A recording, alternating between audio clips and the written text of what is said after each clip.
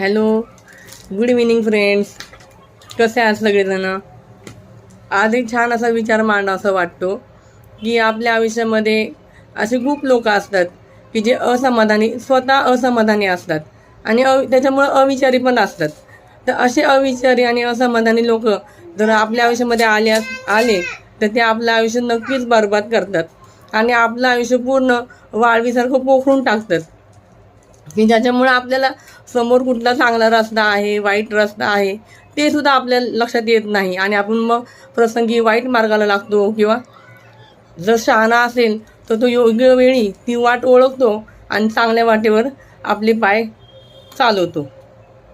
अशा लोकांपासून आपण सावध राहायला पाहिजे, जेणेकरून आपलं आयुष्य आणि आपल्याबरोबर जे काही चांगले लोक आहेत त्यांचं पण आयुष्य बरबाद होणार नाही.